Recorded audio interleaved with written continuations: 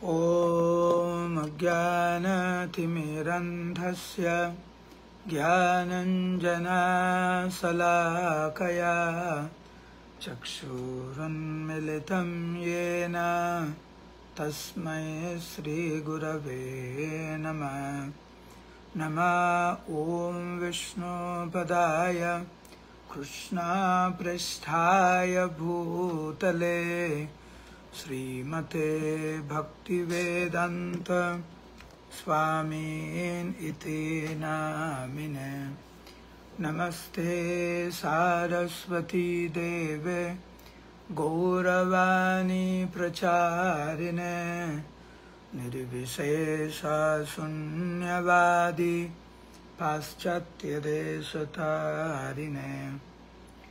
श्रीचैतन्यमनोभीष्टं स्थापितं येन भूतले स्वयं रूप कदा मह्यं ददाति स्वपदान्तिकं। वन्देऽहं श्रीगुरौ श्रीयुतापदकमलं श्रीगुरून् वैष्णवांश्च श्रीरूपं सक्रजातं सहगना रघुनाथान्वितं तं सजीवं साद्वैतं सावधूतं परिजनसहितं कृष्ण चैतन्यदेवं श्रीराधा कृष्णपादान् सहगना ललिता श्रीवृषाखन्वितांश्च। हे कृष्णा करुणा सिन्धु दीनबन्धु जगत्पते गोपेश गोपिकान्त राधाकान्त नमस्तुते। तप्तकाञ्चन गौरङ्गी राधे वृन्दावनेश्वरी वृषभानुसुते देवी प्रणमामि हरिप्रिये। नीलाचलनिवासाय नित्याय परमात्मने बलभद्र सुभद्राभ्यां जगन्नाथाय ते नमः। नमो महावदन्याय कृष्ण प्रेम प्रदायते कृष्णाय कृष्ण चैतन्य नमने गौरत्विषे नमः। वाञ्छाकल्पतरुभ्यश्च कृपा सिन्धुभ्यैव च पतितानं पावनेभ्यो वैष्णवेभ्यो नमो नमः। जय श्री कृष्ण चैतन्य प्रभु नित्यानंद श्री अद्वैत गदाधर श्रीवासदि गौरभक्तवृंद। हरे कृष्ण कृष्ण कृष्ण हरे हरे हरे राम राम राम हरे हरे। मूकं करोति वाचालं पंगुं लंघयते गिरिं यत्कृपातमहं वन्दे श्रीगुरुं दिनतारिणं परमानन्दमाधवं श्रीचैतन्य ईश्वरं। नमः ओं विष्णुपदाय कृष्णपृष्ठाय भूतले श्रीमते जयपताका स्वामिनिति नामिने। नमः आचार्यपादाय निताय कृपाप्रदायिने गौरकथा धामदाय नगरग्रामतारिणे। हरे कृष्ण। उपस्थित समस्त गौर भक्तवृंद श्री चरण कमल आमार सुश्रुत प्रणाम। আপনাদের কৃপা ভিক্ষা চাইছি। আজকের আমরা শ্রীমদ্ ভাগবতের পঞ্চম স্কন্ধ থেকে আজকে আমরা শ্রবণ করব। তো মোটামুটি আমাদের জানি না একটা দুটো হিসাব ভুল হয়েছে কিনা, বাট মোটামুটি 170টা মতো ক্লাস আমরা করেছি প্রথম স্কন্ধ থেকে চতুর্থ স্কন্ধ পর্যন্ত। কয়েকটা ক্লাস মিস গেছে আমি দেখলাম, আমার ফেসবুকে ওগুলো দেওয়া নেই, বাট বেশিরভাগ ক্লাস 95% ক্লাস ওগুলো হচ্ছে ফেসবুকে ওগুলো পোস্ট করা আছে প্রথম থেকে চতুর্থ স্কন্ধ পর্যন্ত।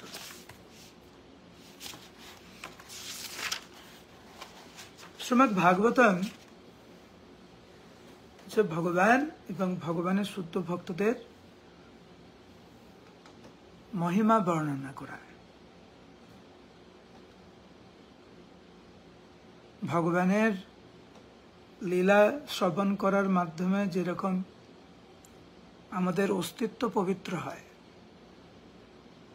ভব সমুদ্র থেকে আমরা পার হতে পারি, ঠিক সেরকম মহাভাগবতদের লীলা কথা শ্রবণ করার মাধ্যমে আমাদের জীবন পবিত্র হয় এবং আমরা ভব সমুদ্র থেকে পার হতে পারি। কিছু কিছু লীলা বর্ণনা রয়েছে, আমরা বুঝতে পারি না যে কেন, কে কার সাথে ঝগড়া করছে, কে কাকে বিষ খাওয়াচ্ছে, কে কার মুখে ঘুষি মারলো, কে কাকে পথ থেকে নামাচ্ছে, এই সবও ভাগবতে বর্ণনা। তো মাঝে মাঝে আমরা ভাবি যে ভাগবতে এইরকম বর্ণনা কেন, অধ্যায়ের পর অধ্যায় এই সমস্ত বর্ণনা। তার কারণ হচ্ছে শ্রীমদ্ ভাগবত আমাদের চোখে আঙুল দিয়ে দেখিয়ে দিচ্ছে এই জড়জগতের প্রকৃত স্বভাব।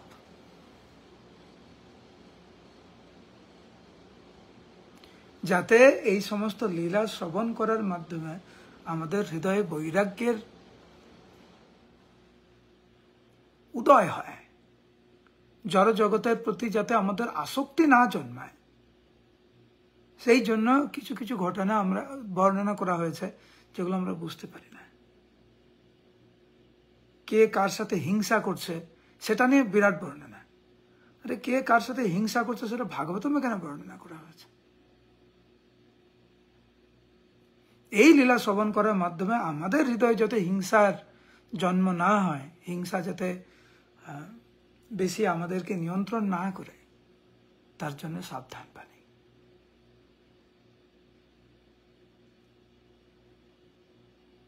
রাইট? তো শ্রীমদ্ ভাগবতের পঞ্চম স্কন্ধের প্রথম অধ্যায়ের নাম হচ্ছে মহারাজ প্রিয়ব্রতের কার্যকলাপ। মহারাজ প্রিয়ব্রত ছিলেন ভগবানের সত্য ভক্ত, নারদ মুনির শিষ্য। তো নারদ মুনি, শ্রীমদ্ ভাগবতে দেখবেন বেশ কয়েক জায়গায় বর্ণনা আছে, নারদ মুনি চায় না যে যদি সম্ভব হয় কারুকে ব্রহ্মচারী রাখা, তাকে ব্রহ্মচারী রাখারই পরিকল্পনা নারদ মুনির, সে যাতে গৃহস্থ না হয়। একটা মানব জীবন পেয়েছে, ব্রহ্মচর্য পালন করে সৎ জীবন যাপন করে ভগবদ্ধামে ফিরে যাক। কিন্তু এই অধ্যায়ে বর্ণনা করা হয়েছে যে কিভাবে সংসারের থেকেও ভালো ভক্ত হওয়া যায়। গৃহস্থ না হয়ে কেবল ব্রহ্মচর্য পালন করার মাধ্যমে ভগবত ভক্তিতে উন্নতি সাধন করা যায় না। উন্নতি সাধিত হয় ভগবানের সেবায় নিয়োজিত হওয়ার মাধ্যমে। একজনকে ব্রহ্মচারী থাকতে বলা হয় যাতে সে পূর্ণরূপে দিন রাত 24 ঘন্টা ভগবানের সেবায় নিয়োজিত থাকতে পারে। সে ব্রহ্মচর্য পালন করছে কিন্তু ভগবানের সেবায় নিয়োজিত নয়, পলিটিক্সে নিয়োজিত, পরচর্চা পরনিন্দায় নিয়োজিত, সে ব্রহ্মচর্যের কি লাভ? অপরদিকে একজন গৃহস্থ ভক্ত, সে তার জীবনকে এবং পরিবারের সদস্যদের ভগবানের সেবায় নিয়োজিত করেছে, সে গৃহস্থ জীবন আদর্শ।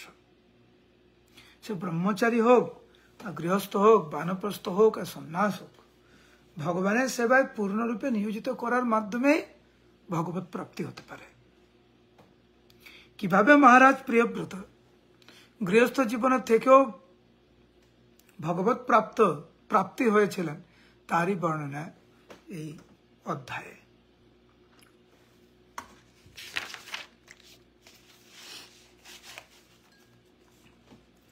রাধিকা 1 নম্বর শ্লোক।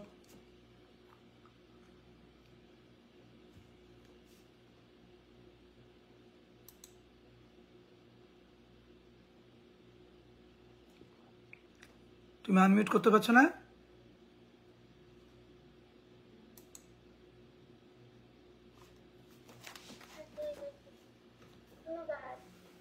মহারাজ পরীক্ষিত সুখদেব গোস্বামীকে জিজ্ঞাসা করলেন, হে মহর্ষি, মহারাজ প্রিয়ব্রত ছিলেন আত্মজ্ঞানী, পরম ভগবত ভক্ত। তিনি কেন গৃহস্থ আশ্রমে ব্রত হয়েছিলেন? কারণ গৃহই সকাম কর্মের বন্ধনের মূল কারণ এবং মানব জীবনের পরম উদ্দেশ্য সাধনে মানুষকে অকৃতকার্য করে। যদি কৃষ্ণকেন্দ্রিক যদি গৃহস্থ জীবনযাপন না হয়, তাহলে কিন্তু এই সকাম কর্মের যে বন্ধন, তার মূল কারণ কিন্তু গৃহস্থ জীবন। যদি কৃষ্ণকেন্দ্রিক গৃহস্থ জীবন হয়, তাহলে তো মানব জীবন সফল। তো এইখানে পরীক্ষিত মহারাজ একটু অবাকই হয়েছেন যে মহারাজ প্রিয়ব্রত সে কেন গৃহস্থ জীবনে প্রবেশ করলো? সে তো নারদ মুনির সংস্পর্শে এসে ভগবানের শুদ্ধ ভক্ত হয়েছে। তো ভগবানের শুদ্ধ ভক্ত হওয়ার ফলে সে কেন আবার গৃহস্থ জীবন যাপনে প্রবেশ করল?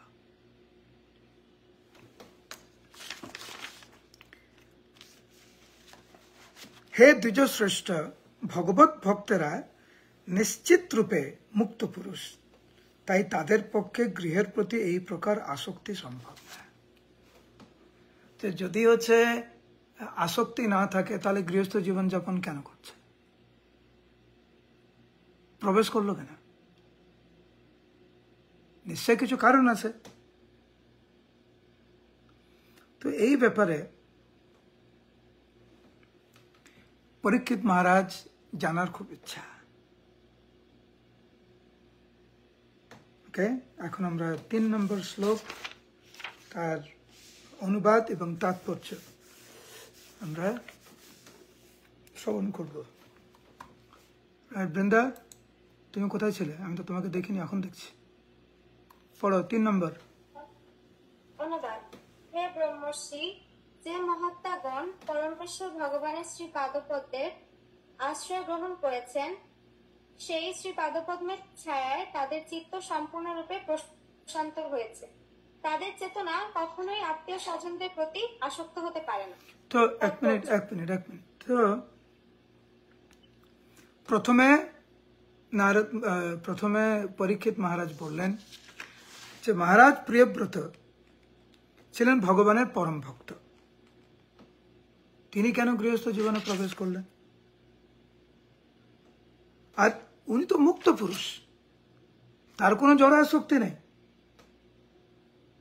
এবং মহারাজ প্রিয়ব্রত কৃষ্ণ ভক্ত নিষ্কাম অতএব শান্ত, পূর্ণরূপে সে শান্ত ছিল, প্রশান্ত ছিল, তার চিত্ত সম্পূর্ণরূপে প্রশান্ত।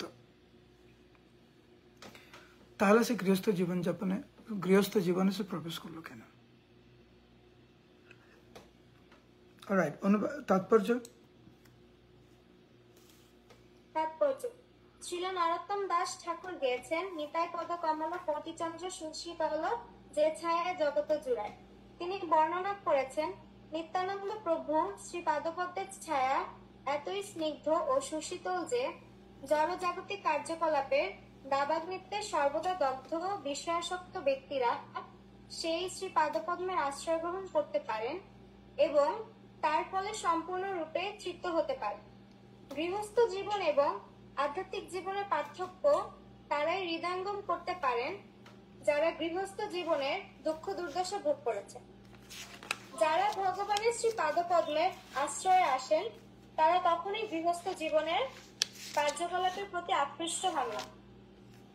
সেই সম্বন্ধে ভগবদ্গীতায় বলা হয়েছে, পরম দ্রষ্টা নিবর্ততে।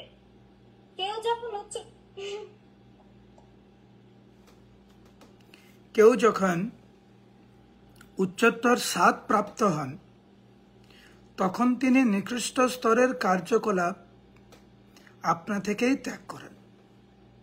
এইভাবে ভগবানের শ্রী পাদপদ্মের শরণ গ্রহণ করা মাত্রই মানুষ গৃহস্থ জীবনের প্রতি বিরক্ত হয়। এই যে 3টি শ্লোক আমরা শ্রবণ করলাম, এই 3টি শ্লোকের মাধ্যমে মহারাজ পরীক্ষিত প্রকৃতপক্ষে গৃহস্থদের মহিমা প্রকাশ করছে। আপনারা তো এখন এতক্ষণ ভাবছেন যে গৃহস্থ সম্বন্ধে কেন পরীক্ষিত মহারাজের এরকম ধারণা, উনি কেন, উনি নিজে তো গৃহস্থ ছিলেন, ইত্যাদি ইত্যাদি ভাবছেন। প্রকৃতপক্ষে মহারাজ পরীক্ষিত গৃহস্থদের মহিমা প্রকাশ করছেন। কিভাবে একজন গৃহস্থ ভক্ত কৃষ্ণকেন্দ্রিক জীবনযাপন করে ভগবত ধামে ফিরে যেতে পারে, যদিও তার স্ত্রী আছে, স্বামী আছে, পুত্র আছে, কন্যা আছে, তাদের লালন পালন করছে, তাদের আধ্যাত্মিক শিক্ষায় শিক্ষিত করছেন, নিজের দায়িত্ব পালন করছেন, কিন্তু কৃষ্ণ ভাবনামৃত এবং জীবনের অন্তিমে সে ভগবত ধামে ফিরে যাচ্ছে। এখানে পরীক্ষিত মহারাজ বুঝাতে চাইছে গৃহমেধি কাকে বলে, গৃহস্থ কাকে বলে। কৃষ্ণকেন্দ্রিক গৃহস্থ জীবন আর আত্মকেন্দ্রিক গৃহমেধি জীবন, পার্থক্য রয়েছে।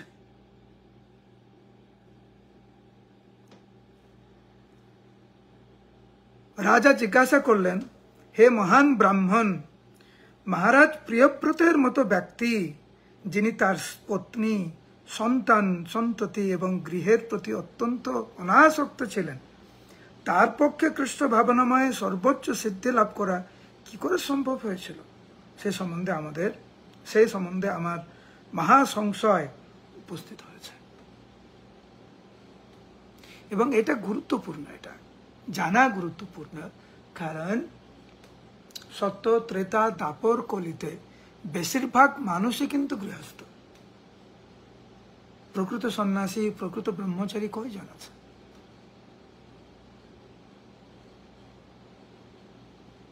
নাইনটি 99.9% হচ্ছে গৃহস্থ।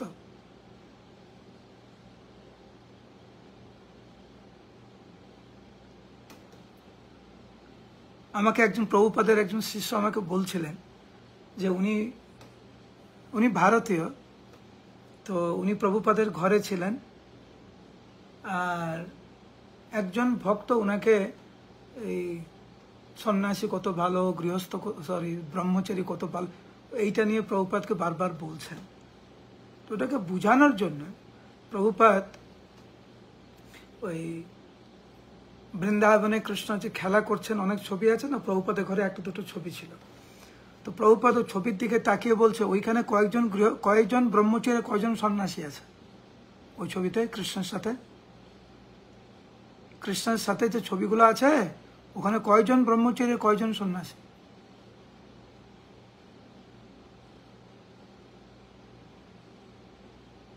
যারা কৃষ্ণকেন্দ্রিক ব্রহ্মচারী, কৃষ্ণকেন্দ্রিক সন্ন্যাসী,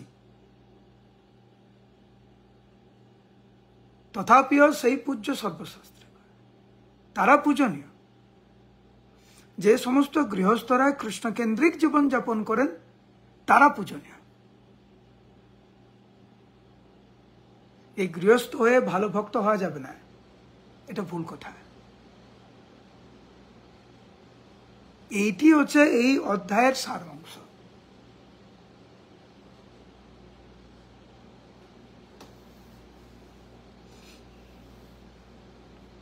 এখন সুখদেব গোস্বামী এখন উত্তর দিচ্ছেন। তো প্রথম 4টি শ্লোকে পরীক্ষিত মহারাজ প্রশ্ন করছেন। এখন 5 নম্বর শ্লোক থেকে উনি উত্তর দেওয়া শুরু করবেন। অচিন্তা লক্ষ্মী পড়ো 5 নম্বর শ্লোকের অনুবাদ।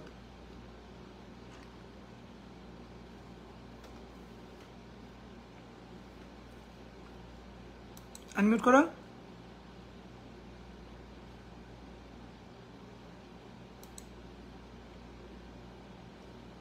হচ্ছে না আনমিউট? হ্যাঁ, এবারে হচ্ছে।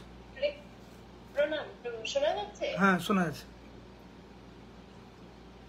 5 নম্বর অনুবাদ। শ্রী সুখদেব গোস্বামী বললেন, আপনি যা বলেছিলেন তা ঠিক। ব্রহ্মাদি মহান ব্যক্তিরা দিব্য শ্লোকের দ্বারা যার বর্ণনা করেন, সেই পরমেশ্বর ভগবানের মহিমা মহাভাগবত এবং মুক্ত পরমহংসদের কাছে অত্যন্ত মনোহর। যিনি ভগবানের শ্রীপাদপদ্মের মকরন্দের প্রতি আসক্ত হয়েছেন এবং যার চিত্ত সর্বদা তার মহিমায় আবিষ্ট, তিনি কখনো কখনো কোন প্রকার প্রতিবন্ধকতার দ্বারা প্রতিহত হলেও তিনি যে পরম পদ প্রাপ্ত হয়েছেন তা কখনোই পরিত্যাগ করেন না। তো এইখানে পরীক্ষিত মহারাজকে সুখদেব গোস্বামী বলছেন যে তুমি যা বলছো সেটা ঠিক। তার মানে যে মহারাজ প্রিয়ব্রত গৃহস্থ হয়েও উনি পরম ভক্ত ছিলেন, উনি গৃহস্থ হয়েও উনি মুক্ত পুরুষ ছিলেন, এবং উনি গৃহস্থ হয়েও উনি তার চিত্ত সম্পূর্ণরূপে প্রশান্ত ছিল, এবং উনি গৃহস্থ হয়েও তার কোনো আসক্তি ছিল না। তো যেই বিষয়ে তুমি সংশয় প্রকাশ করছো, এতে সংশয়ের কোনো কারণ নেই। মহারাজ প্রিয়ব্রত গৃহস্থ হওয়া সত্ত্বেও আগে যেরকম ভগবত ভক্ত ছিলেন, এখন গৃহস্থ হয়েও উনি ওই রকমই ভগবত ভক্ত।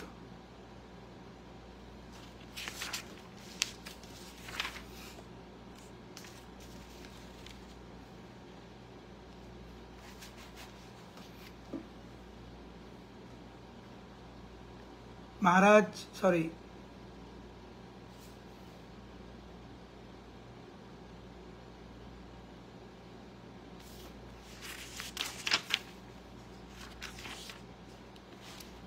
তো এখানে বর্ণনা করা হয়েছে যে মনুর পুত্র হচ্ছে প্রিয়ব্রত। এখন যে রাজপুত্র প্রিয়ব্রত, ইনি নারদ মুনিকে ওনার গুরুদেব রূপে স্বীকার করেছেন। নারদ মুনি ওনাকে শিষ্যরূপে গ্রহণ করলেন, শিষ্যরূপে গ্রহণ করে ওনাকে দিব্য জ্ঞান ওনাকে প্রদান করলেন।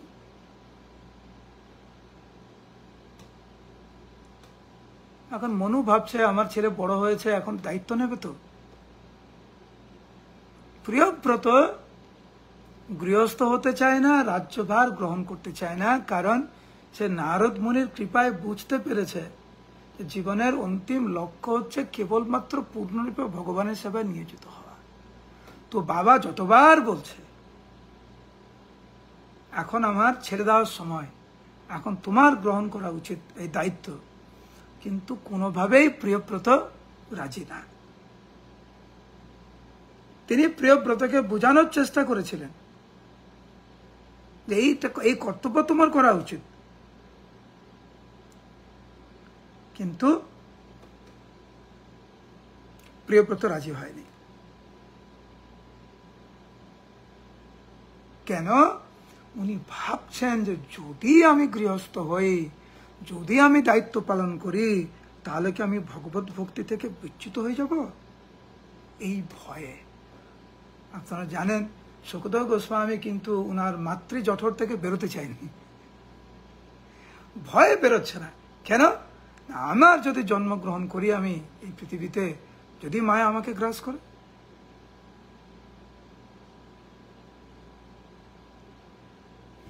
এইটি হচ্ছে প্রধান বিবেচনার বিষয়, অন্য কিছু না।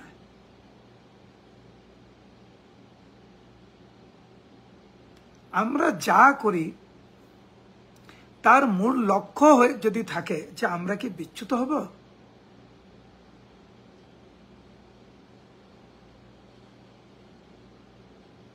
আমি যদি ভাগবতের এই গ্রন্থটি পড়ি, আমি কি ভগবত ভক্তি থেকে বিচ্যুত হব না এগিয়ে আসব, ভগবত ভক্তিতে অগ্রসর হব? তাহলে এটা পড়া উচিত। আচ্ছা, আরেকটা দেখাচ্ছি। আমার কাছে কোনো বই নেই, সামারি প্ল্যান ডিসক্রিপশন, ঠিক আছে, এইটা দেখাচ্ছি। কি একটা ম্যাগাজিন এখানে পড়ে আছে আমার পাশে,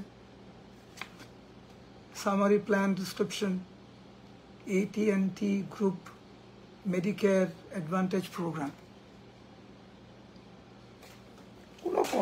খাতিরে কিছু পড়তে হয় সেটা আলাদা ব্যাপার, কিন্তু গভীরে যাওয়া কোনো দরকার নেই। আমি বেশি খাবো না কম খাবো,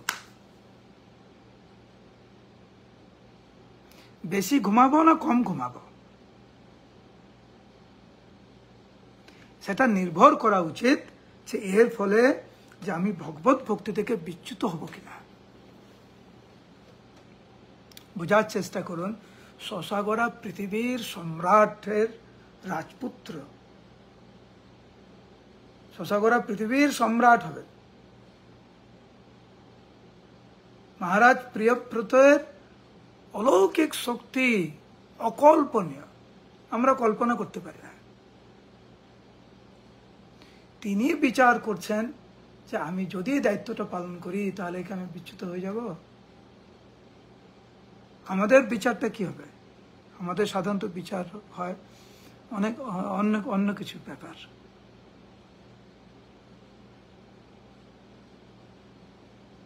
জাগতিকভাবে আমি কতটুকু লাভবান হব এইটি কিন্তু আমাদের প্রধান বিচার থাকে। আধ্যাত্মিকভাবে আমরা কতটা লাভবান হব এই বিচারটা আমাদের মনে থাকেই না বেশিরভাগ সময়। যখন আমরা প্রসাদ পাই, আমি কাউকে খাটো করছি না, কিন্তু আমি এমনি বলছি, হ্যাঁ এমনি বলছি, একটু উদাহরণ দিচ্ছি বোঝানোর জন্য।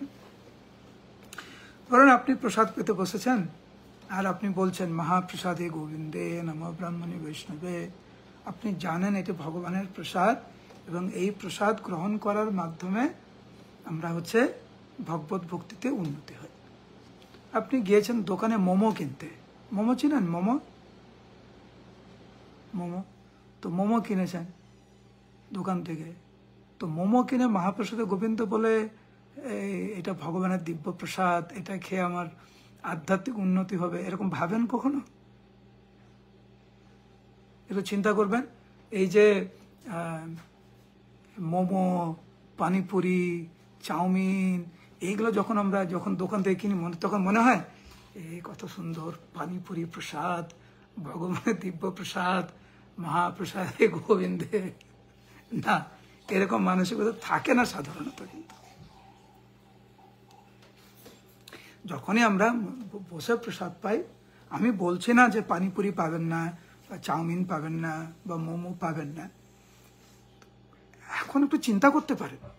ঠিক আছে, পানিপুরি খেতে হয়, মানে খাওয়ার খুব ইচ্ছা, ঠিক আছে, একটু অন্যরকম পরিবেশে আমরা গ্রহণ করতে পারি। মহারাজ প্রিয়ব্রতের যে মানসিকতা ছিল যে আমি রাজ্যভার গ্রহণ করতে চাই না, কারণ আমার সন্দেহ আছে এর ফলে আমি ভগবত ভক্তি থেকে বিচ্যুত হব কিনা। কত বড় মহান ভগবত ভক্ত ছিলেন মহারাজ প্রিয়ব্রত।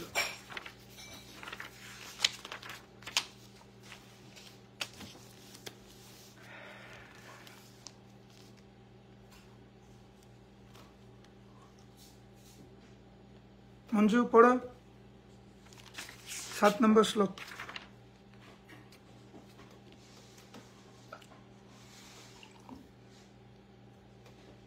তোমরা এত সময় না, মুশকিল তো। অনুবাদ। শ্রী সুখদেব গোস্বামী বললেন, এই ব্রহ্মাণ্ডের আদিদেব এবং পরম শক্তিমান ব্রহ্মা, যিনি সর্বদা ব্রহ্মাণ্ডের সমৃদ্ধি সাধনের জন্য চিন্তাশীল, যিনি সরাসরিভাবে পরমেশ্বর ভগবান থেকে জন্মগ্রহণ করেছেন, যিনি ব্রহ্মাণ্ডের সৃষ্টির কারণ সম্বন্ধে অবগত হওয়ার ফলে সমগ্র ব্রহ্মাণ্ডের মঙ্গল সাধনে তৎপর, সেই পরম শক্তিমান ব্রহ্মা তার নিজজন এবং মূর্তিমান বেদসমূহের দ্বারা পরিবৃত হয়ে তার ধাম সত্যলোক থেকে রাজপুত্র প্রিয়ব্রত যেখানে ধ্যান করছিলেন সেখানে অবতীর্ণ হয়েছিলেন। ব্রহ্মা হচ্ছেন প্রিয়ব্রতের দাদু, ব্রহ্মার নাতি হচ্ছেন প্রিয়ব্রত। তো বাবার কথা শুনছে না, যদি দাদুর কথা শুনে। আমার নারদ মুনি হচ্ছে ব্রহ্মার পুত্র, প্রিয়ব্রতের গুরুদেব। গুরুদেব বলছে যেরকম আছো ওরকম থাকো। ওনার বাবা বলছে আরে দায়িত্বভার পালন করো। প্রিয়ব্রত বলছে কোন দিকে যাব, আমার লাগবে না, আমি দায়িত্বভার নিতে চাই না। গুরুদেব বলছেন আমি যে এইভাবে আমি জীবনযাপন করতে চাই। তো ব্রহ্মা যখন দেখলেন যে একটু অসুবিধা হচ্ছে, উনি নিজে সেখানে আবির্ভূত হলেন প্রিয়ব্রতকে বোঝানোর জন্য।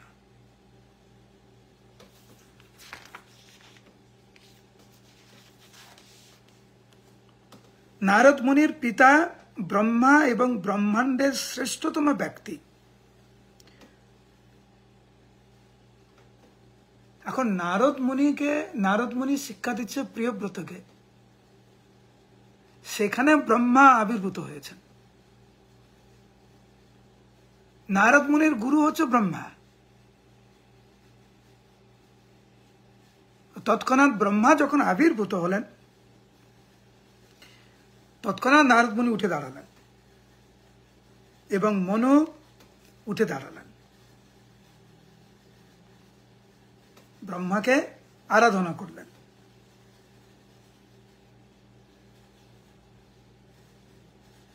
ঠিক যেইভাবে বৈদিক সভ্যতায় গুরুদেবকে আরাধনা করা উচিত, সেইভাবে আরাধনা করলেন ব্রহ্মাকে নারদ মুনি এবং মনু প্রিয়ব্রত।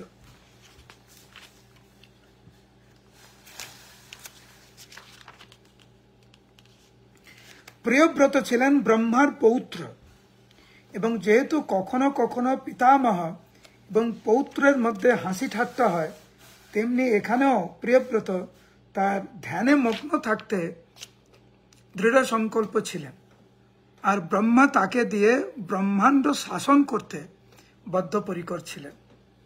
তাই ব্রহ্মার স্নেহপূর্ণ হাস্য এবং দৃষ্টিপাতের অর্থ ছিল, হে প্রিয়ব্রত, তুমি গৃহস্থ আশ্রম গ্রহণ করবে না বলে মনস্থ করেছ, কিন্তু আমি তোমাকে তা গ্রহণ করতে বাধ্য করাতে মনস্থ করেছি।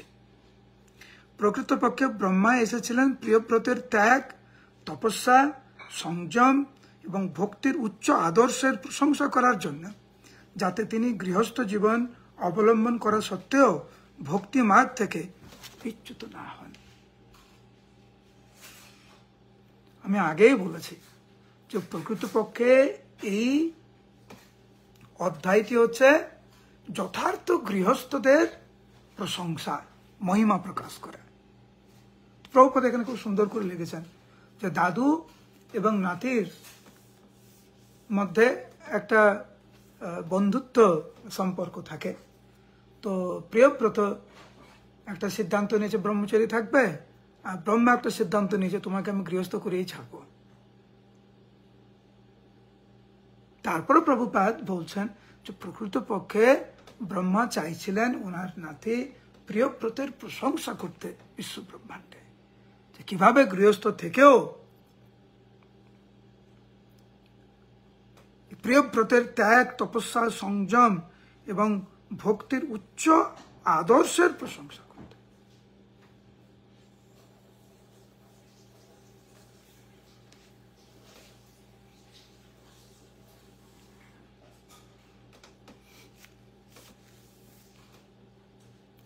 কমলেশ 11 নম্বর পড়ো।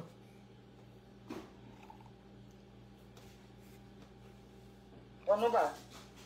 এই ব্রহ্মাণ্ডের আদি পুরুষ ব্রহ্মা বললেন, হে বৎস প্রিয়ব্রত, আমি তোমাকে যা বলবো তা মনোযোগ সহকারে শ্রবণ করো। আমাদের ইন্দ্রিয় লব্ধ জ্ঞানের অতীত যে পরমেশ্বর ভগবান, তার প্রতি ঈর্ষা পরায়ণ হইও না। শিব, তোমার পিতা মহর্ষি নারদ, আমাদের সকলকে সেই পরমেশ্বরের আদেশ পালন করতে হয়। আমরা কেউ তার আদেশ লঙ্ঘন করতে পারি না। ভগবান হচ্ছেন অখিল বিশ্ব ব্রহ্মাণ্ডের মালিক, সর্বকারণের কারণ, সমস্ত অবতারের অবতারী। ভগবানের আদেশ কেউ অমান্য করতে পারে না। হ্যাঁ, এটা ঠিক যে ভগবান আমাদেরকে কিছুটা স্বাধীনতা প্রয়োগ দিয়েছেন আমাদেরকে, স্বাধীনতার অপব্যবহারের ফলে আমরা কষ্ট পাই। ভগবানের আদেশ তিনি পালন করেন, তার জীবন সার্থক। মানে ব্রহ্মা বলতে চাইছে যে আমি তোমাকে যেটা বলছি সেটা প্রকৃতপক্ষে ভগবানেরই আদেশ। তুমি সেটা পালন করো। কোন জীবই কঠোর তপস্যার বলে, উন্নত বৈদিক শিক্ষার বলে, অষ্টাঙ্গ যোগের প্রভাবে, বৈদিক শক্তির প্রভাবে অথবা বুদ্ধির দ্বারা পরমেশ্বর ভগবানের আদেশ লঙ্ঘন করতে পারে না।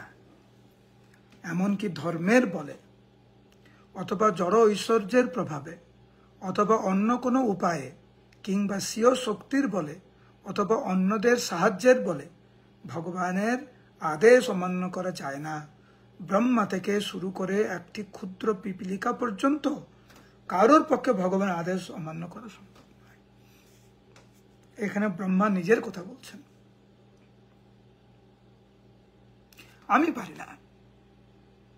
এবং আমরা হিরণ্যকশিপুকে দেখেছি, হিরণ্যকশিপু, রাবণ, হিরণ্যাক্ষ, কুম্ভকর্ণ, কত কংস, কত শক্তিশালী সমস্ত ব্যক্তিত্ব ভগবানের আদেশকে লঙ্ঘন করার চেষ্টা করেছিলেন, কিন্তু সম্ভব না।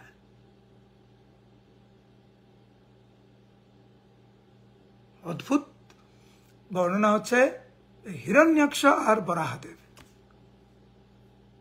বরাহদেব আবির্ভূত হলেন হিরণ্যাক্ষকে দমন করার জন্য,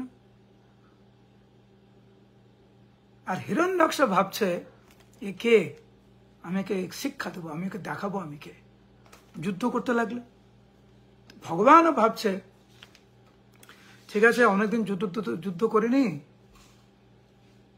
আমার স্ত্রী লক্ষ্মী দেবীর যুদ্ধ দেখতে চাইছে, ঠিক আছে একটু যুদ্ধ করি না। তো যুদ্ধ তো একতরফা হয় না। এখন ভগবান যদি এরকম করে আর লোকটি যদি মরে যায় তাতে যুদ্ধ হলো না।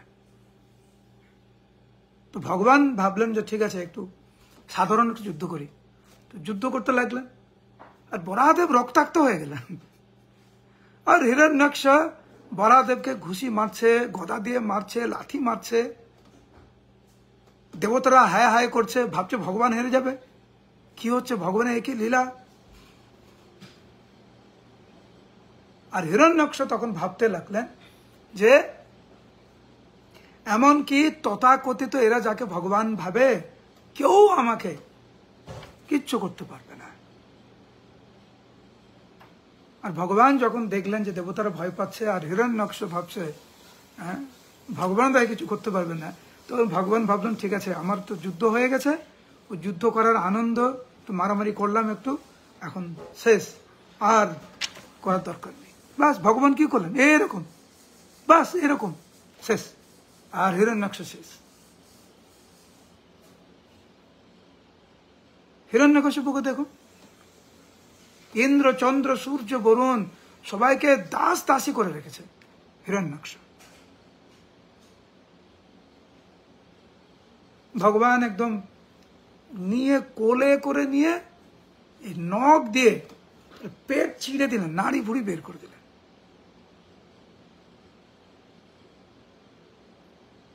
তো জানি না এখানে আপনাদের সেরকম হিরণ্যাক্ষ বা রাবণের মতো শারীরিক শক্তি আছে কিনা বা ঐশ্বর্য আছে কিনা।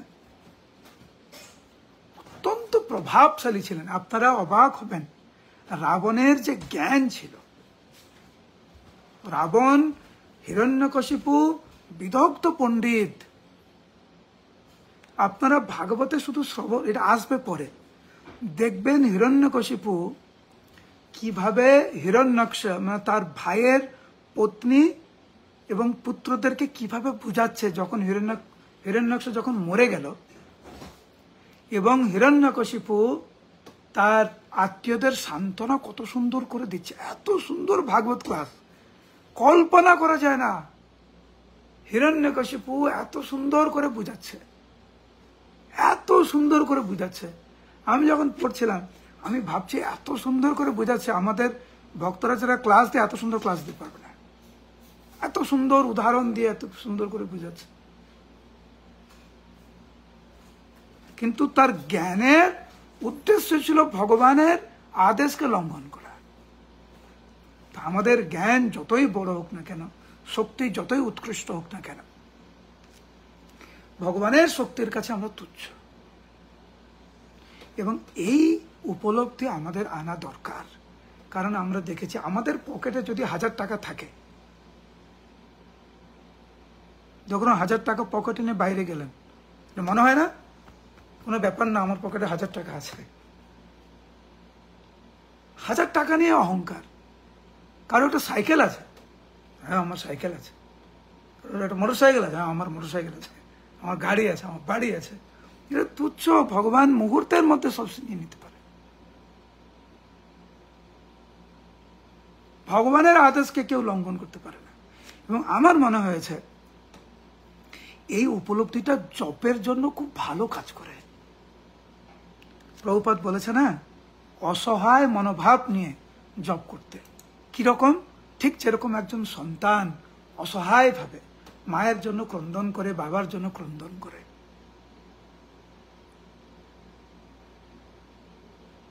জানি না আপনাদের কখনো অসহায় অনুভব হয়েছে কিনা, নিশ্চয়ই হয়েছে। প্রায় হয়ে থাকে আমাদের অসহায় মনোভাব বিভিন্ন ভাবে। প্রত্যেকটা বর্ণে এবং প্রত্যেকটি আশ্রমের এই অসহায় মনোভাব থাকবে যদি আমরা কৃষ্ণ ভক্ত না হই। কিভাবে এখানে প্রিয়ব্রত তাকে ব্রহ্মা বোঝানোর চেষ্টা করছে যে তুমি গৃহস্থ হয়েও মহাভাগবত তুমি থাকতে পারবে। কিভাবে একজন ভক্তের এই পৃথিবীর সমগ্র ঐশ্বর্য থাকলেও সে বিনম্রতার মূর্ত প্রকাশ হতে পারে, তারই বর্ণনা কিন্তু প্রিয়ব্রতের বর্ণনা। সেই জন্য আমাদের এখন থেকে অভ্যাস করতে হবে যে ভগবানের আশীর্বাদে আমরা যা সুযোগ সুবিধা পেয়েছি তা কেবলমাত্র ভগবানের সেবায় নিয়োজিত করা, আর কিছু না। এবং আমাদের ভগবান যা দিয়েছেন, যা প্রতিভা দিয়েছেন, যা সুযোগ সুবিধা দিয়েছেন, এর জন্য যেন আমরা কখনো অহংকার না করি।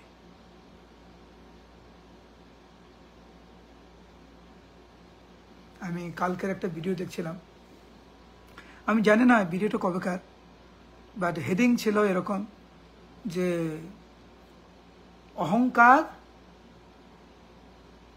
আমাদেরকে শেষ করে দেয়।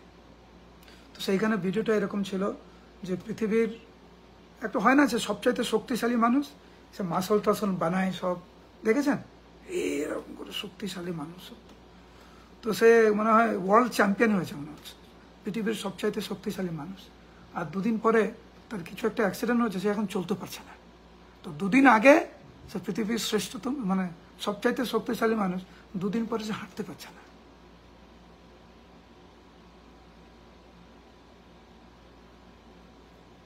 এই অভ্যাস আমাদেরকে নিয়ে আসতে হবে, যেখানে যে ভগবানের আশীর্বাদে আমরা যা পেয়েছি বিনম্র চিত্তে তা কেবলমাত্র ভগবানের সেবায় নিয়োজিত করা।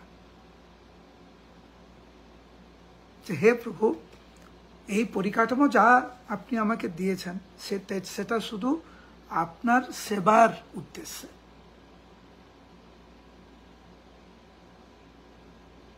আমার বলিতে প্রভু আর কিছু নাই। ভক্তনাথ ঠাকুর গাইছেন, এটা আমার না প্রভু, এটা সব আপনার সেবার জন্য। এবং এই মনোভাবটা জপতে খুব সাহায্য করে, খুব সাহায্য করে।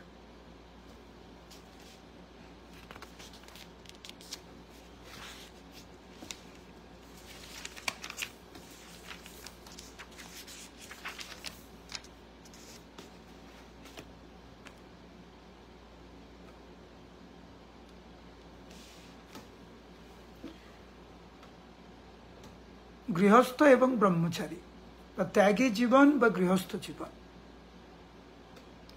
আদর্শ গৃহস্থ এবং আদর্শ ব্রহ্মচারীর মধ্যে কোনো পার্থক্য নেই, কিন্তু বাহ্যিক কিছু পার্থক্য রয়েছে। ব্রহ্মচারীরা তারা গেরুয়া বসন পরে, গৃহস্থরা সাদা পরে। ব্রহ্মচারীদের তাদের নিজস্ব ঘর বাড়ি নেই, ঘর আছে, কারণ মন্দিরে তো ব্রহ্মচারীদের ঘর টর থাকে। গৃহস্থদের নিজস্ব একটা বাড়ি টাড়ি থাকে। ব্রহ্মচারীদের তারা প্রসাদে যায়, সেখানে যা দেয় তারা পায়। গৃহস্থ ভক্তরা বলে আজকে একটু আলুর দম তৈরি করো, আজকে একটু আলুর দম খেতে ইচ্ছে করছে। এরকম টুকটাক কিছু পার্থক্য থাকে, কিন্তু প্রকৃতপক্ষে আদর্শ গৃহস্থ এবং আদর্শ ব্রহ্মচারীর মধ্যে কোনো পার্থক্য নাই, কারণ দুইজনেই কৃষ্ণকেন্দ্রিক। তো ব্রহ্মা একটা খুব সুন্দর উদাহরণ দিচ্ছেন। 17 নম্বর শ্লোকটা দেখবেন। 17 নম্বর শ্লোক, ধীরা 17 নম্বর পড়ো।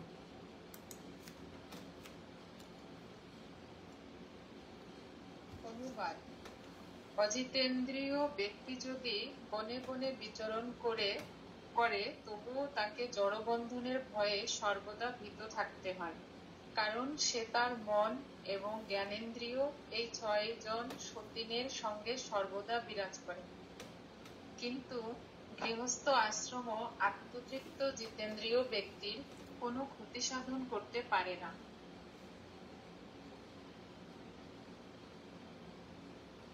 দুটো জিনিস এখানে, ব্রহ্মচারী এবং গৃহস্থ। ব্রহ্মচারী যদি ইন্দ্রিয়কে দমন না করতে পারে, সে সবসময় ভয়ভীত থাকবে। অপরদিকে গৃহস্থ, সে যদি আত্মতৃপ্ত থাকে এবং তার ইন্দ্রিয়কে সে দমন করেছে, সেই ব্যক্তির জন্য গৃহস্থ জীবন কখনো ক্ষতি করতে পারে না।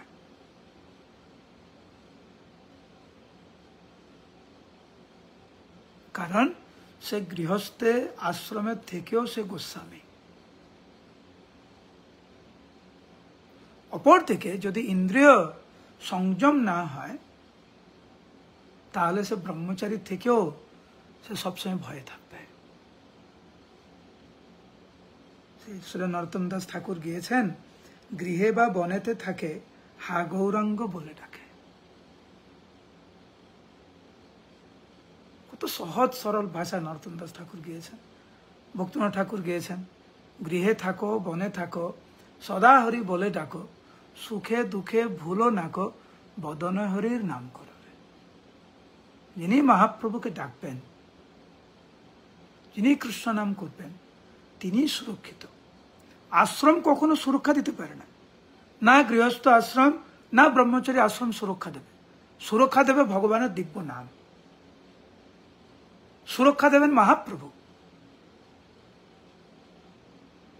সন্ন্যাস আশ্রম সুরক্ষা দেবে না এ ভব সমুদ্র থেকে, না গৃহস্থ আশ্রম সুরক্ষা দেবে। সুরক্ষা দেবে ভজ উরে মন শ্রীনন্দ নন্দন অভয় চরণার বিন্দরে। ভগবানের চরণ কোমল অভয় সুরক্ষা দেবে, অভয় প্রদান করবে। আপনি কখনো শুনেছেন, কোন গ্রন্থে অধ্যয়ন করেছেন যে এই আশ্রম সুরক্ষিত? আমাকে একটা শাস্ত্র উক্তি দিয়ে আমাকে দেখেন। যেই আশ্রম কৃষ্ণ কেন্দ্রিক, সেই আশ্রম সুরক্ষিত, সে ব্রহ্মচারী হোক আর গৃহস্থ হোক। সেই আশ্রম সুরক্ষিত নয় যদি তা কৃষ্ণ কেন্দ্রিক না হয়ে থাকে। আমরা অনেক ভেদভাব করি, এই গৃহস্থ ব্রহ্মচারী এটা ওইটা, কত দ্বন্দ্ব। কেন এটা নিয়ে আলোচনা হয় না যে কিভাবে ভালো হরিনাম করব, কিভাবে ভগবানের সেবায় নিয়োজিত হব, কিভাবে অহংকার থেকে মুক্ত হব? এইগুলো আলোচ্য বিষয় হওয়া উচিত। এই ব্রহ্মচারী ভালো না গৃহস্থ ভালো, এটা আলোচনার বিষয় হওয়া উচিত। কি করে ভালো ভক্ত হবে, এটা আলোচনার বিষয় হওয়া উচিত। যেটা প্রিয়ব্রতের আলোচ্য বিষয় ছিল, প্রিয়ব্রতের আলোচ্য বিষয় ছিল আমি ভগবত ভক্তি থেকে বিচ্যুত হয়ে যাব না তো। এটি হচ্ছিল প্রধান আলোচ্য বিষয় প্রিয়ব্রতের কাছে। কেউ যদি শ্রী চৈতন্য মহাপ্রভুর সেবায় যুক্ত হন, তাহলে তিনি গৃহেই থাকুক অথবা বনেই থাকুন, তিনি মুক্ত পুরুষ। এটা প্রভুপাদের কথা, এটা আমার কথা না। আবার পড়ছি, কেউ যদি শ্রী চৈতন্য মহাপ্রভুর সেবায় যুক্ত হন, তাহলে তিনি গৃহেই থাকুন অথবা বনেই থাকুন, তিনি মুক্ত পুরুষ।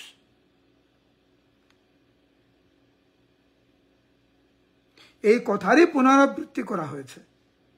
যে ব্যক্তি তার ইন্দ্রিয়গুলিকে বশীভূত করতে পারেনি, তার পক্ষে তথাকথিত যোগী হয়ে বনে যাওয়া অর্থহীন।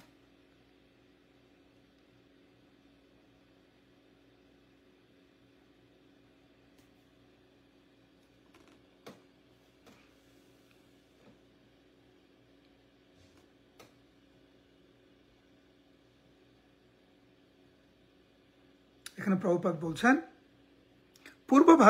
পূর্ব উত্তর ভারতের ব্যবসায়ী সম্প্রদায় বঙ্গভূমিতে আসত এবং তার ফলে তাদের মধ্যে একটি প্রবাদ প্রচলিত ছিল, যদি যাও বঙ্গে তোমার কপাল যাবে সঙ্গে। তাই আমাদের প্রথম প্রয়োজন হচ্ছে ইন্দ্রিয়গুলিকে সংযত করা, এবং যেহেতু ভগবানের সেবায় যুক্ত না হলে ইন্দ্রিয়গুলিকে সংযত করা যায় না, তাই আমাদের সবচাইতে গুরুত্বপূর্ণ কর্তব্য হচ্ছে ইন্দ্রিয়গুলিকে ভগবানের সেবায় যুক্ত করা। ঋষিকেন ঋষিকেশ সেবনম ভক্তিরুচ্যতে। ভক্তি মানে হচ্ছে শুদ্ধ ইন্দ্রিয়গুলিকে ভগবানের সেবায় নিয়োজিত করা। তো এখানে খুব সুন্দরভাবে বর্ণনা করা হয়েছে যে গৃহস্থ হোক বা ব্রহ্মচারী হোক, প্রধান কর্তব্য হচ্ছে কৃষ্ণকেন্দ্রিক জীবনযাপন করা, ইন্দ্রিয় সংযম করা। এটি হচ্ছে প্রধান কর্তব্য। সেই জন্য প্রিয়ব্রত, আমি যে তোমাকে বলছি গৃহস্থ হতে, তুমি গৃহস্থ হও, আদর্শ গৃহস্থ হও, তুমি বিচ্যুত হবে না। এইটি ব্রহ্মা ওনাকে বুঝতে চাইছে।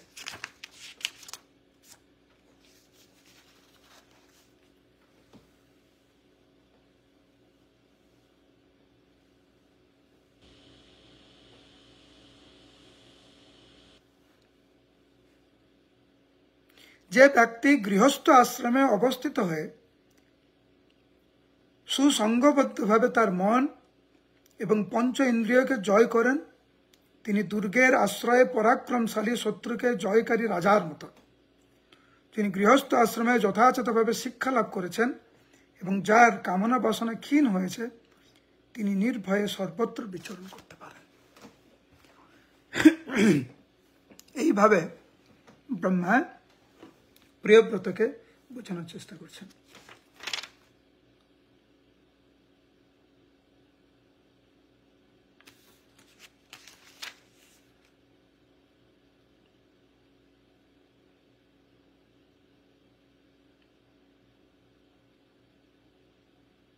সুখদেব গোস্বামী বললেন, এইভাবে ত্রিভুবনের গুরু ব্রহ্মার দ্বারা পূর্ণরূপে উপদিষ্ট হয়ে প্রিয়ব্রত তার লঘুতা হেতু তাকে প্রণতি নিবেদন করেছিলেন এবং তার সেই আদেশ গভীর শ্রদ্ধা সহকারে পালন করেছিলেন।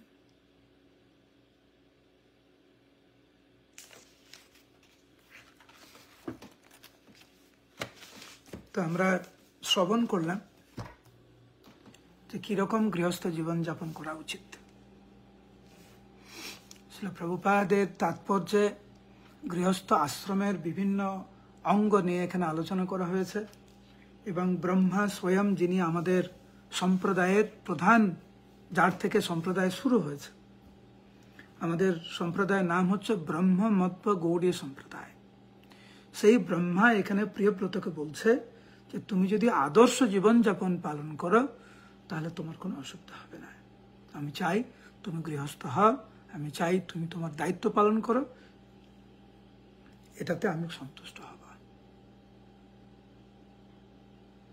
হরে কৃষ্ণ কৃষ্ণ কৃষ্ণ হরে হরে, হরে রাম রাম রাম হরে হরে।